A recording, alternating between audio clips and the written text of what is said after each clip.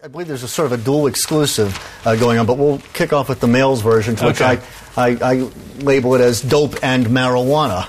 Of course, Cameron being the dope. Honestly, funny enough, I don't see this as a big story. I know the press are going crazy over it, and this will be everywhere, and it's going to be through the night here on the news.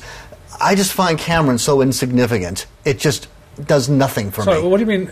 I just don't find him a heavyweight leader.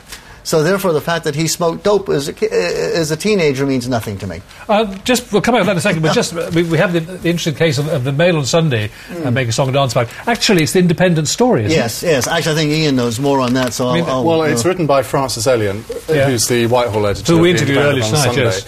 But because the Mail on Sunday have very deep pockets, they've taken it as they've taken the book as a serialisation, and they've rather scooped the Independent on Sunday, which. I guess if you're an Independent on Sunday editor, you might not be too pleased about. Yeah, it's extraordinary that it was allowed to happen. I mean, actually, Mr. Elliott was on News 24 earlier this evening, but certainly the first wind we got of it was that it was from the Mail on Sunday rather than from the Independent on Sunday. But just, Charlie, just going back to this, you don't think it's a big story? Well, it is a guy who could be the next Prime Minister of this country. Obviously it is a big story. Don't get me wrong, but I guess what I'm saying is I just find him so insignificant as a statesman compared to others. If it had been George Bush smoking marijuana, Maggie Thatcher smoking marijuana, Barack Obama smoking marijuana, I don't put him in the same league with these people. You're not quite comparing like with like, are you? You're comparing with somebody who's there. Even generational. I just don't find him to be... Yeah, he could be the next Prime Minister here. Exactly. He's the leader of the opposition. And in Britain, whatever you might think as an American, he is a significant political player. I think this he's nearer to power than Mr. Obama is at the moment. He is indeed. And I mean, I think he handled this issue very cleverly during the leadership election, and I suspect he'll handle it equally as cleverly now. They're making no comment on it tonight, leaving people to draw their own conclusions. Probably the best thing to do. I almost think it's part of a strategy. In some respect, it is part of his, I'm trying to get closer to the people. It's the whole new Conservative Party. I heard Max Clifford make this point on 5 Live earlier, saying that, Cameron's planned this. Well, I'm sorry, but neither James Hanning nor Francis Elliott is a confidant of David Cameron. If anything, they're journalists who are probably on the left. There's no way that this is some sort of spin operation by the Cameron machine. OK, we'll move on. Sunday Times has an interesting story, page 2. £28 million a year plan for state party funding. Well, indeed, Ian? Sir Hayden Phillips has been drawing up proposals to... and he's suggesting that the party should be paid for every vote cast at a general election. So just as politicians and political parties are at lowest esteem, they want to sort of trouser your money to pay for their activities. This is an absolute outrage, and I think voters will be really angry about it. He's saying that you have to have 2 members of Parliament or members of the European Parliament to get this. So he's excluding the smaller parties. Obviously doesn't want the BNP to have any. We might have sympathy with that, but it's actually very unfair. The Liberal Democrats saying they're opposing it because, laughably, it fails to take account of tactical voting. I think there's going to be a huge row over this, and it's going to be an issue which the electorate, I think, are going to get very angry about. Now, Charlie, we had a lot of coverage today of somebody who wants to be the President of the United States, the first black President of the United States, Barack Obama. And here we've got the Observer. The battle is on. Obama unveils bid for the White House. Yes. What do you make of the coverage? Well, obviously, yes. I mean, he's a very charismatic fellow. It's a major event in American politics. I think he's, as I said, charismatic. He's a fine young man. I don't think he's going to become the next President of the United States. I say that with no partisanship. I just don't think he has the experience. Well, nor did Jimmy Carter, did he? Well, different times. Jimmy Carter, we had just come out of the Nixon years. We were at a low. I think anybody, Mickey Mouse could have got it. You don't think that's... Some people might feel we just come out of the Bush years. We want a complete fresh start. Well, no, I don't draw the same comparison, and also I think he's up against some heavyweights like a Hillary Clinton. Remember, this is still the very early stages. We're talking about the 2 different primaries. I think it's interesting that he's, as you know, American politics is based on symbolism, drawing a lot of symbolism to Lincoln. The thing I find kind of funny, in the one breath he's talking about Lincoln and then saying, I want to end the war. Well, you know, here's a man, Lincoln, who very much believed in what war could accomplish. You know, it freed the slaves. It was war that put Obama in the position he is today to be able to run. So I think his inexperience showed last week when he gave October as a date to pull troops out of Iraq. A presidential candidate doesn't do things like that. I think that's the sort of thing that he might have a problem with as inexperienced. I would suggest that he joins the party of Lincoln, which would be the Republican Party. Oh, you might suggest that. Well, I thought you weren't being partisan. Or maybe he should read the Gettysburg Address. Let's come back to a politician who has had problems with Iraq, and that's Tony Blair. The Sunday Times. Voters want dishonest. They've done a poll. Want dishonest Blair.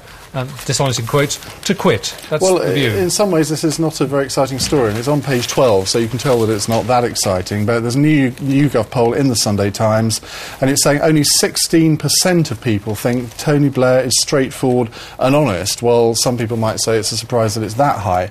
But the other thing is the state of the party is the Conservatives are actually down 1, Labour's up 1, and the Liberal Democrats are static on 18%. So the Conservatives have got a 5-point lead compared to 7 points in the last poll. But one thing that the Sunday Times is saying, they're saying despite claims by some MPs that cash for honours is a Westminster Village issue, the poll shows deep concern among voters. 70% said they were worried by the fact that political donations or loans could buy a seat in the House of Lords. One bit of good news for David Cameron, he's the least out-of-touch politician. Blair's 50% out of touch, Brown 38, Cameron 27. It's all a bit depressing if you care about the body politic, isn't it? Well, it is actually, because and the longer this cash for peerages inquiry goes on, the more sort of entrenched in people's minds it becomes that the whole political system is sleaze-ridden. It isn't, actually. We have one of the cleanest political systems in the world, and yet, from the headlines over the last few months, you could be forgiven for thinking otherwise. Charlie, the Sunday Telegraph quotes the Northern Ireland Secretary Peter Hain. I think we mentioned this in our introduction a few moments ago, giving the city huge bonuses to the poor. He argues. I despair when I read this. You know, the one thing you have to say about Tony Blair and Gordon Brown when Labour came to power is they very deftly courted the city and did a very good job of changing Labour's image to where people in the city and business can say, okay, I think we can maybe trust you people. I've done the best of jobs, but there's still a perception.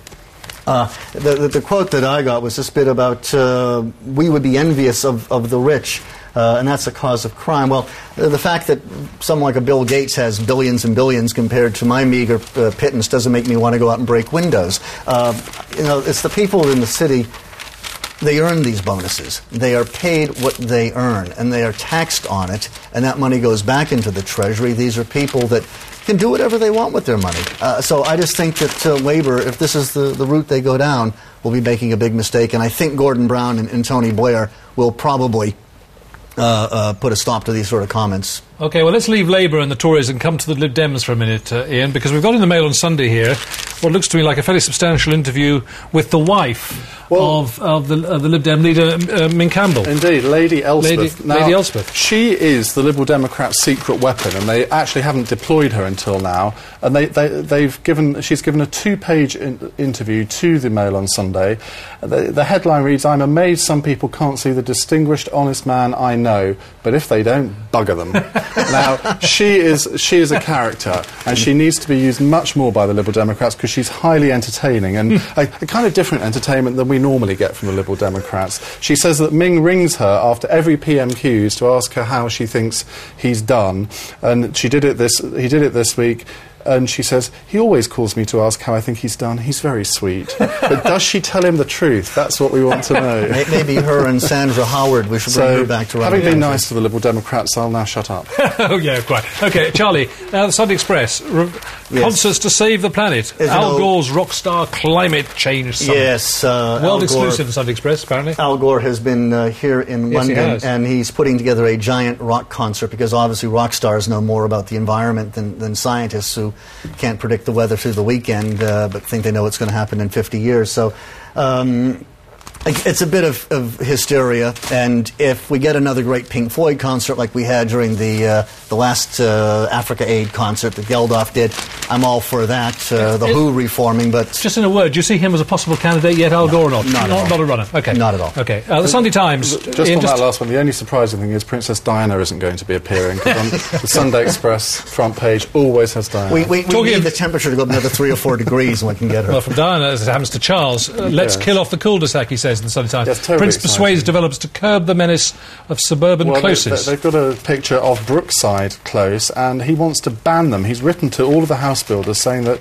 closes should be built because they are an invitation to crime, they increase car dependency and obesity because people don't walk. Apparently, if you live at the end of a cul-de-sac in a housing estate, you have to drive to a collector road, then to a main road, then to another collector road, to the shop. Totally boring story. I don't know why I picked it, really. But Time to drive home. Ian, Charlie, thanks both very much indeed for our first look at the Sunday morning papers. Now, as we approach midnight, time for the weather with Louise. Hello there. Well, if you are just off to bed...